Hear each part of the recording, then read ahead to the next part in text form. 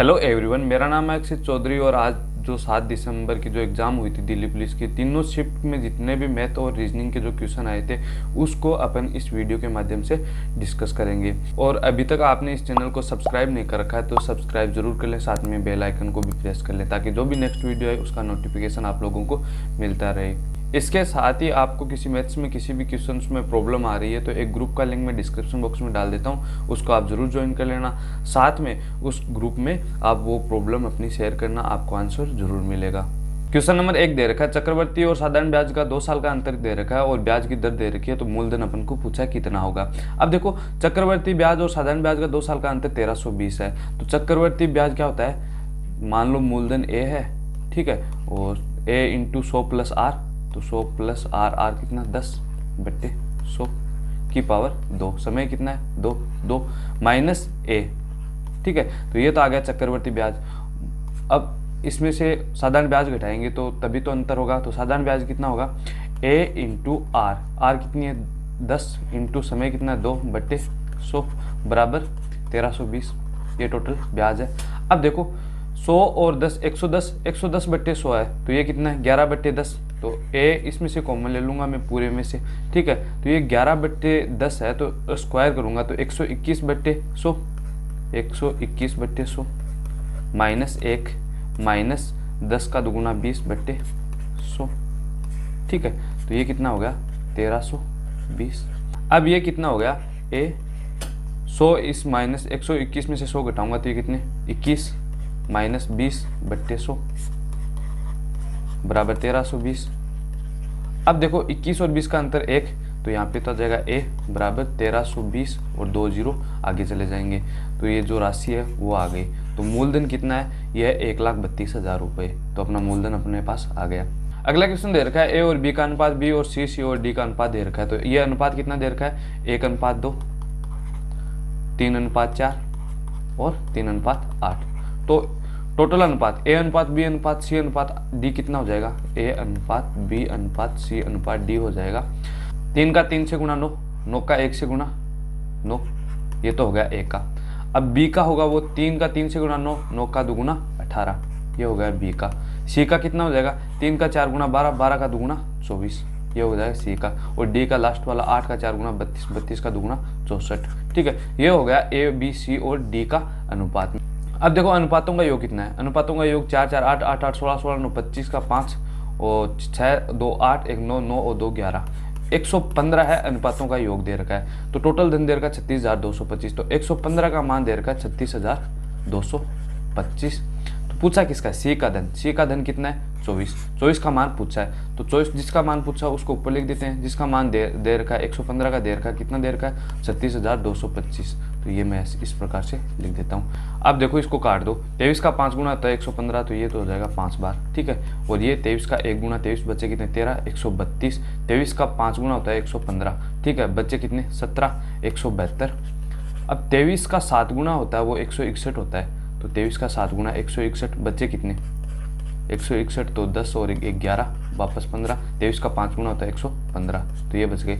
अब देखो इसको 5 से काट दो, 5 का 3 गुना 15, ठीक है, और 5 का 1 गुना 5 और 5 का 5 से गुना 25, तो 315। 315 का है वो 24 से गुना कर दो, तो 315 इंटू 24, ये फाइनल रिजल्ट आ जाएगा। तो ये कितना 24 का 5 गुना होता है 120, 12। 24 का 1 गुना 24, 24 और 12 36 और कितने 3। 24 का 3 गुना होता है 72, 72 और 3 75, तो 7560 है वो किसका हिस्सा आ जाएगा, सी का धन आ जाएगा। इसी प्रकार अपन ए का भी हिस्सा बता सकते हैं, बी का भी बता सकते हैं और डी का भी बता सकते हैं। अगला क्वेश्चन दे रखा है अपन को, पहले 3 साल का साधारण ब्याज की दर 5% और अगले 4 साल की दर 10% और आगामी साल में दर इतनी हो जाती है। यदि 10 साल बाद धन इतना हो जाता है तो मूलधन बताओ। मूलधन को मैं ए मानूं, ठीक है, तो साधारण ब्याज क्या हो जाएगा, ए इंटू 3 साल का साधारण ब्याज आ जाएगा 3 इंटू 5/100, ठीक है, प्लस ए इसमें ऐड कर दूं तो ये हो गया मेरे पास 3 साल का मिश्र धन, ठीक है, प्लस अब अगले 4 साल, तो 4 साल का ब्याज क्या हो जाएगा, ए इंटू 4 इंटू 10/100 और मिश्र धन क्या हो जाएगा, इसमें ए ऐड कर देता हूँ तो ये हो गया 4 साल का मिश्र धन। तो 4 और 3 7 साल की बात हो गई, ठीक है। 10 साल का धन दे रखा है तो 10 साल का, अब बच्चे कितने 3 साल, तो 3 साल की ये दर 14% दे रखी है अपन को, तो ये हो जाएगी ए इंटू 3 इंटू 14 बट्टे 100 प्लस ए। तो ये हो गया 3 साल का मिश्र धन। तो 4 3 7 और 3 10, 10 साल का मिश्र धन अपन को दे रखा कितना 4367 हो जाता है। ठीक है, अब देखो ध्यान से देखना, ए इस सभी में इस कॉमन ले लूँ मैं तो ए बाहर आ गया। 5 का 3 गुना 15 और 1 इधर 100, तो ये कितना हो गया 115 बट्टे 100 प्लस इधर से करूंगा तो 10 का 4 गुना 40 और 100 140 बट्टे 100। और देखो अगला 14 का 3 गुना होता है 42, तो ये कितना हो जाएगा 142 बट्टे 100। ठीक है, तो ये देखो 2 और 5 7, 4 4 8 1 9 और 1 2 3, 397 बट्टे 100 ए का मान आ जाएगा 4367। अब अपन को पूछा है मूलधन, तो मूलधन अपन ने ए माना था, तो ए का मान कितना हो जाएगा, ए बराबर हो जाएगा 4367 बट्टे 397 इंटू 100। ठीक है, अब देखो 397 है, वो 4367 का कितना गुना है, तो ये 11 गुना है। ठीक है, तो ये आंसर कितना आ जाएगा 1100। मूलधन कितना था इस राशि का 1100 रुपये था। ठीक है, ऐसा ही क्वेश्चन था, बस ये जो कुल धन दे रखा है इसकी जगह कोई दूसरा था धन। ठीक है, वो मेरे को पता नहीं था, तो मैंने ये 4367 डाल दिया था यहाँ पे।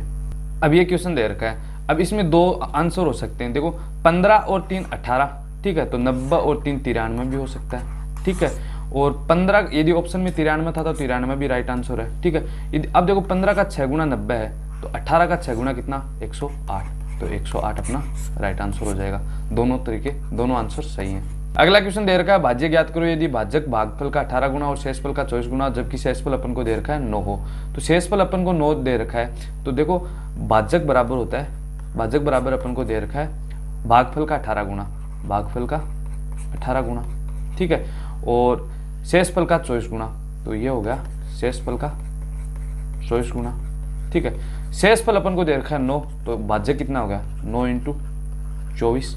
भाग कितना हो जाएगा, भागफल कितना हो जाएगा, भागफल बराबर हो जाएगा भाजक, भाजक कितना है 9 इंटू 24 बट्टे 18, तो ये कितना 9 का 2 गुना 18 और 2 ये 12, 24 का 12 हो जाएगा, तो ये हो जाएगा भागफल अपना आ गया 12। अब देखो भाज्य, भाज्य बराबर क्या होता है भाजक इंटू भागफल प्लस शेषफल, तो भागफल कितना है, भागफल अपना दे रखा है 12, भाज्य कितना है, भाज्य क्या है अपना 9 इंटू 24, 9 इंटू 24 प्लस शेषफल, शेषफल कितना है 9, तो ये ऐड कर दो। अब देखो 12 का 9 गुना होता है 108, 108 इंटू 24 प्लस 9। ठीक है, 24 का 8 गुना होता है 192, तो ये मैं 92 लिख दूंगा, और 24 का 1 गुना 24, 24 और 1 25, तो ये 2592 प्लस 9, तो ये कितना हो जाएगा 9 हो गया, तो 9 और 2 11, 9 और 1 10। ठीक है, वो 5 और 1 6 और ये 2 का 2, 2601 अपना राइट आंसर हो जाएगा। अगला क्वेश्चन अपन को दे रखा है, ए किसी कार्य को 10 दिन में, बी 15 दिन में, सी 20 दिन में पूरा करता है। ए कितने दिन में कर रहा है 10 दिन में। ठीक है, बी कितने दिन में कर रहा है, कितने दिन में कर रहा है 15 दिन में, सी कितने दिन में कर रहा है 20 दिन में। ठीक है, अब देखो इनका एलसीएम, एलसीएम टोटल वर्क के बराबर होता है, तो वर्क कितना, कार्य कितने करने हैं इनको, इनका एलसीएम कितना है 60। ठीक है, तो ये हो गया एलसीएम, काम करने हैं इनको 60। ठीक है, ये 10 दिन में काम करता है, तो 60 काम करने में कितना, एक दिन में कितना काम करेगा 6 काम करेगा। ये कितना करेगा एक दिन में 4 काम करेगा, और ये एक दिन में कितने काम करेगा 3 काम करेगा। अब ध्यान से देखना, ए तथा सी ने मिलकर 2 दिन कार्य किया, ए और सी ने 2 दिन कार्य किया, तो एक दिन का कार्य कितना है 6 और 3 9, एक दिन का कार्य इनका 9 है, तो 2 दिन में कितना काम 18 काम ये कंप्लीट कर देंगे। तो 60 में से 18 काम कंप्लीट कर दिया, तो बचा कितना कार्य 42।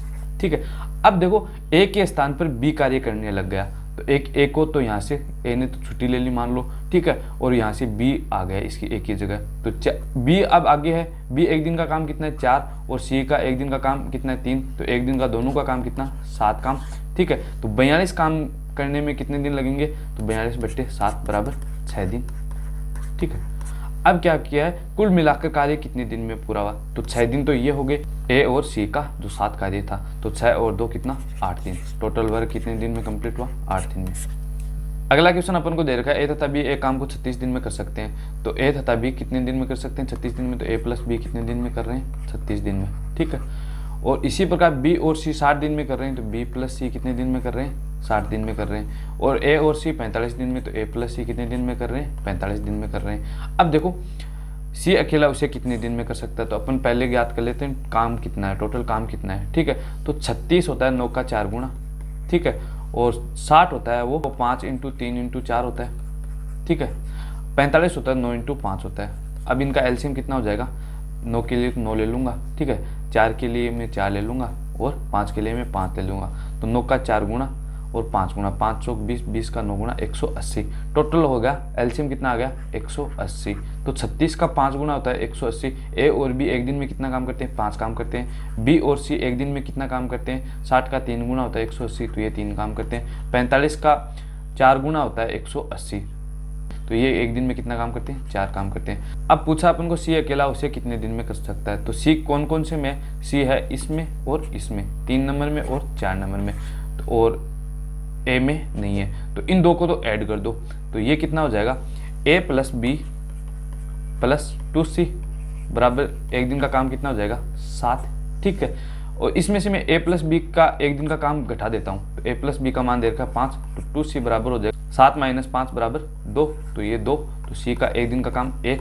ठीक है, तो अब देखो सी अकेला उसे कितने दिन में कर सकता है, तो 180 काम है, एक दिन में एक काम करता है, तो दिन कितने लग जाएंगे 180, तो बी अपना राइट आंसर हो जाएगा। या फिर इसको वैसे कर लो, ए और बी का एक दिन का काम कितना हो जाएगा, 1/36।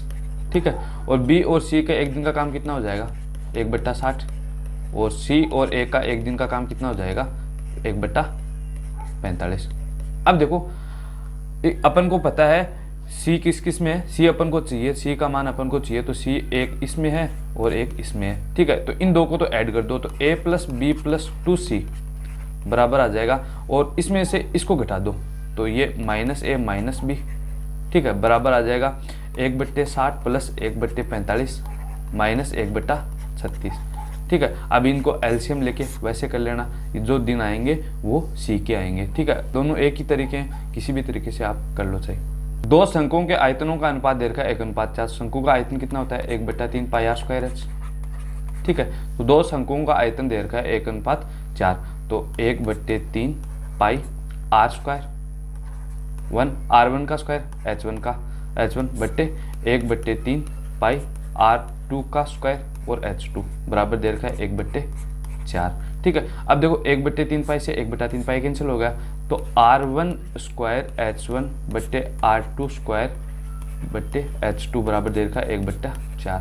अब ध्यान से देखना, उनके आधारों के व्यास का अनुपात 4:5 है, तो जो व्यास का अनुपात है वही त्रिज्याओं का अनुपात है, क्योंकि 4:5 है, तो इसमें 2 का भाग दूंगा, इसमें 2 का भाग दूंगा, तो कोई फर्क नहीं पड़ेगा, वापस अनुपात 4:5 ही है। तो त्रिज्याओं का अनुपात अपन को 4:5 दे रखा है, तो उनकी ऊंचाइयों का अनुपात अपन को पूछा है, तो त्रिज्याओं का अनुपात 4:5 है, तो R1 की जगह तो 4 लिख दो और R2 की जगह 5 लिख दो, तो ये तो हो जाएगा 4 का स्क्वायर 16, तो 16, और ये हो जाएगा 5 का स्क्वायर 25, तो ये 25 इंटू H1 बट्टे H2 बराबर 1/4। ठीक है, तो H1 बट्टे H1 अनुपात H2 कितना हो जाएगा, 16 का 4 गुना 64 और 25, तो 25 अनुपात 64। ठीक है, तो ये अपना राइट आंसर हो जाएगा। अनुक्रम 9, 12, 11, 14, 13, 15 का लुप्त पद अपन को बताना। अब देखो ध्यान से देखना, 9 और 3 12, ठीक है, प्लस 3, ठीक है, फिर 12 में से 1 गया 11 माइनस 1, ठीक है, 11 और 3 14 प्लस 3 और फिर माइनस 1 हुआ तो कितना 13। ठीक है, अब प्लस 3 वापस करने हैं, तो 13 और 3 16 और 16 यहाँ पे आएगा, तो माइनस 1 करूँगा तो वापस यहाँ पे 15 आ जाएगा, तो यहाँ पे प्लस 3 करके अपना आंसर क्या आया 16, तो 16 अपना राइट आंसर हो जाएगा। एक घन तथा गोले का संपूर्ण पृष्ठीय क्षेत्रफल बराबर है, तो घन का क्षेत्रफल होता है, पृष्ठीय क्षेत्रफल होता है 6 इंटू भुजा स्क्वायर होता है, 6 इंटू भुजा स्क्वायर, भुजा को मैं यदि ए मानूँ तो ये तो हो जाएगा ए स्क्वायर, बराबर होता है गोले का संपूर्ण पृष्ठीय क्षेत्रफल। तो गोले का संपूर्ण पृष्ठीय क्षेत्रफल होता है 4 पाई आर स्क्वायर, तो ये लिख दिया मैंने आर स्क्वायर, ए स्क्वायर बट्टे आर स्क्वायर, यहाँ से क्या आ जाएगा 4 पाई बट्टे 6, तो ये लिख सकता हूँ मैं 2/3 पाई। ठीक है, तो अब देखो a बट्टे आर, ये क्या हो जाएगा 2/3 पाई का रूट। अब देखो अपन को पूछा उनके आयतनों का अनुपात, तो आयतन होता है गोल, घन का आयतन कितना होता है, घन का आयतन होता है भुजा क्यूब, तो a क्यूब, ठीक है, बट्टे गोले का आयतन होता है 4/3 पाई आर क्यूब। ठीक है, अब देखो इसको मैं लिख सकता हूँ 3/4 पाई, ठीक है, a क्यूब बट्टे आर क्यूब, तो इसको लिख सकता हूँ मैं ए क्यूब बट्टे आर क्यूब है, तो ए बट्टे आर का मान दे रखा है 2 पाई बट्टे 3 का रूट इसका क्यूब हो जाएगा। ठीक है, अब देखो कोई संख्या रूट ए है, इसकी पावर 3 दे रखी है, तो अपन इसको क्या लिख सकते हैं, ए रूट ए लिख सकते हैं। ठीक है, इसी प्रकार अब देखो इसको लिख दूंगा 3 बट्टे 4 पाई, ठीक है, इंटू 2 पाई बट्टे 3, तो ये आ जाएगा, और एक बार आ जाएगा 2 पाई बट्टे 3 रूट में। ठीक है, अब देखो पाई से 2 पाई से ये 2 बार कैंसिल हो जाएगा, और 3 से ये 3 कैंसिल हो गया। ठीक है, अब अपने पास क्या बच गया, 2 पाई बट्टे 3 का रूट, और इधर बच गया 1 बट्टे 2। अब 1 बट्टे 2 है, तो इसको या तो मैं लिख सकता हूँ, इसको लिख सकता हूँ 1 बट्टे 4 रूट 1 बट्टे 4। ठीक है, अब देखो ये एक ही बात है, इसका अपन बाहर निकालेंगे तो 1 बट्टे 2 ही आएगा। ठीक है, तो अब इसको रूट के साथ में लिख देता हूँ मैं एक बार, तो 2 पाई बट्टे 3 का 4 से गुणा 12, और ये रूट के अंदर 2 का 6 गुणा 12, तो ये कितना आ जाएगा, पाई रूट पाई बट्टे रूट 6, तो अनुपात क्या आ जाएगा, रूट पाई अनुपात रूट 6। तो ये अपना राइट आंसर हो जाएगा। अपन को पूछा था इनका आयतनों का अनुपात, तो आयतनों का अनुपात क्या हो जाएगा, रूट पाई अनुपात रूट 6। आई होप आपको ये वीडियो पसंद आई है। पसंद आई तो लाइक कमेंट शेयर जरूर करना। यदि आपने अभी तक ये चैनल सब्सक्राइब नहीं कर रखा है तो सब्सक्राइब जरूर कर लेना, साथ में बेल आइकन को भी प्रेस कर लेना, ताकि जो भी नेक्स्ट वीडियो है उसका नोटिफिकेशन आप लोगों को मिलता रहे। साथ में यदि इनके अलावा कोई क्वेश्चन ध्यान में हो तो कमेंट में, या फिर एक चैनल का लिंक मैं डिस्क्रिप्शन बॉक्स में डाल देता हूँ, उसमें आप जाकर वो क्वेश्चन ज़रूर मेरे को बताना। यदि आपको मैथ्स में कोई भी प्रॉब्लम आ रही है तो उसके लिए एक ग्रुप का लिंक मैं डिस्क्रिप्शन बॉक्स में डाल रहा हूँ, उसको भी आप ज्वाइन कर लेना। जो भी प्रॉब्लम आ रही है उस ग्रुप में आप शेयर करना, आपको आंसर ज़रूर मिलेगा।